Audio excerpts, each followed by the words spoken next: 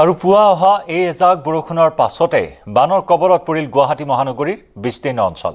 ঠায়ে ঠায়ে একাঠু পৰ্যন্ত পানী।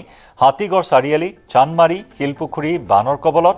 বানত ডুব গ'ল গণেশগুৰি, পাঞ্জাবাৰী, ৰুক্মিণী গাঁও, সিজুবাৰী, হাতীগাঁও, জটীয়া, কাহিলীপাৰাটো বান। পুৱা অহা বৰষুণৰ পাছত বানত বুৰিল পাথৰকুঁৱেৰী, VIP ৰোড। বেহাৰবাৰীত বানত ডুব গ'ল ৰাষ্ট্ৰীয় ঘাইপথ। ৱাইলেছত পানীৰ মাজত বিকল হ'ল কেইবাখনো বাহন। বানত বুৰিল সাতগাঁও আৰক্ষী থানাও। বানৰ বাবে বন্ধ কৰি দিয়া হ'ল মহানগৰীৰ কেইবাখনো বিদ্যালয়। আদবাটৰ পৰা উভতি আহিল স্কুল বাছ। বানৰ বাবে ব্যাহত হৈ পৰিছে জনজীৱন। পানীৰ বাবে ব্যাহত হৈ পৰিছে যাতায়াত ব্যৱস্থা। এক অভাৱনীয় পৰিস্থিতি আজিও সৃষ্টি হ'ল। এজাক মুষলধাৰ বৰষুণ আৰু তাৰ পিছত এয়া গুৱাহাটীৰ বিস্তীৰ্ণ অঞ্চল। এনেদৰে পানীৰ মাজত আবদ্ধ হৈ পৰিল বহু লোক, বহু যান বাহন বিকল হৈ পৰিল। স্কুলীয়া ছাত্ৰ ছাত্ৰী সকলো বিপাঙত পৰিল।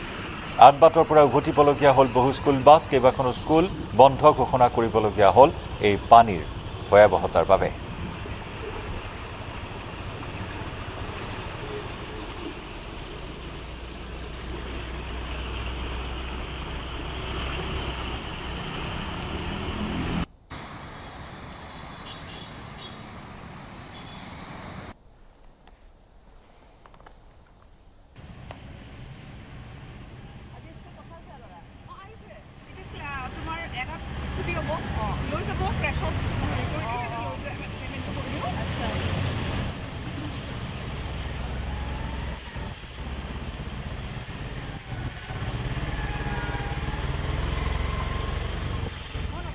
আৰু পুৱাৰ ভাগত অহা এই এজাক বৰষুণৰ পিছতে বানৰ কবলত পৰিল সাতগাঁও আৰক্ষী থানা। এজাক বৰষুণতে বোকাপানীৰ লগত সহবাস কৰিবলগীয়া হ'ল থানাখনৰ প্ৰতিজন আৰক্ষী বিষয়া কৰ্মচাৰীয়ে। থানাখনৰ বেৰেক ভৰি পৰিছে পানীৰে। বানত নষ্ট হৈছে থানাখনৰ নথিপত্ৰ। আঁঠুলৈ পেণ্ট কোচাই থানালৈ আহিছে আৰক্ষীসকল।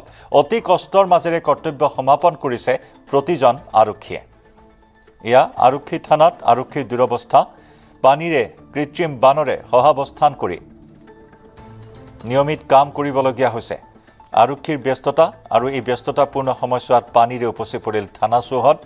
আৰক্ষীৰ বেৰেকত এয়া পানী, একাঠু পৰ্যন্ত পানী হৈছে। নথিপত্ৰও নষ্ট হৈছে, বিনষ্ট হৈছে। আৰু এনেদৰে আঁঠুলৈকে পেণ্ট কোঁচাই থানালৈ আহিছে আৰক্ষী। কৰ্তব্য সমাপন কৰিবলগীয়া হৈছে কৃত্ৰিম বানৰ মাজতে। এই মুহূৰ্তত মই উপস্থিত আছো মহানগৰীৰ এখন অতি ব্যস্ত আৰক্ষী থানা, সাতগাঁও আৰক্ষী থানা। পূৰ্বৰ দিছপুৰ সমষ্টি আৰু বৰ্তমান ডিমৰীয়া সমষ্টিৰ অন্তৰ্গত এই সাতগাঁও আৰক্ষী থানা এটা বৃহৎ অঞ্চল। সাতগাঁও আৰক্ষী থানাই নিৰাপত্তা প্ৰদান কৰি আছে।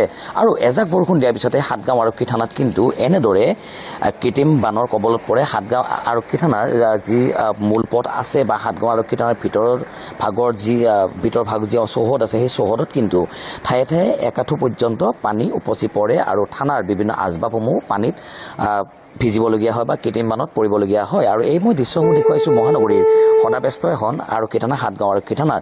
ক'ব লাগিব যে মহানগৰীৰ দুখন বিশেষ আৰক্ষী থানা, এখন হৈছে সাতগাঁও আৰক্ষী থানা আৰু আনখন হৈছে গীতানগৰ আৰক্ষী থানা। এই থানা দুখনৰ আমি দৃশ্য এজাক বৰষুণ দিয়াৰ পিছতে আমি সেই দৃশ্যসমূহ দেখুৱাওঁ। কিন্তু যি বিভাগীয় কৰ্তৃপক্ষ আছে বা আৰক্ষী বিভাগ আছে, বিয়াগুম আৰক্ষী বিভাগ আছে, তেওঁলোকে কিন্তু এই থানাকেইখন এই স্থানৰ পৰা স্থানান্তৰ কৰাৰ ক্ষেত্ৰতে হওক বা থানাখনৰ যি এই সমস্যা, সেই সমস্যা স্থায়ী সমাধানৰ ক্ষেত্ৰত কোনো ধৰণৰ ব্যৱস্থা গ্ৰহণ নকৰাৰ পৰিপ্ৰেক্ষিতত এনেদৰে থানাখনত যি আৰক্ষী লোকসকল আছে, তেওঁলোকে আঁঠুলৈকে পেন কোচাই তেওঁলোকে নিজৰ কৰ্তব্য সমাধান কৰিবলগীয়া হয়। আৰু সামন্তলকৈ যিসকল লোকে বিভিন্ন সময়ত থানাত অভাৱ অভিযোগ দিবলৈ তেওঁলোকে আহে, তেওঁলোকে আধা বাটতে থমকিবলগীয়া হয় বা এনেকুৱা ধৰণৰ কৃত্ৰিম বানৰ বাবে তেওঁলোকে ওলটি যাবলগীয়া পৰিস্থিতিৰো সৃষ্টি হয়। আৰু এই দৃশ্য আমি দেখুৱাইছোঁ নিউজ 18 অসম নৰ্থ দৰ্শকসকলক সাতগাঁও আৰক্ষী থানাৰ দৃশ্য দেখুৱাইছোঁ। আৰু পুনৰবাৰ মই জনাইছোঁ যে পূৰ্বৰ দিছপুৰ সমষ্টিৰ অন্তৰ্গত আৰু বৰ্তমান ডিমৰীয়া সমষ্টিৰ অন্তৰ্গত মহানগৰীৰ এখন বিশেষ আৰক্ষী থানা,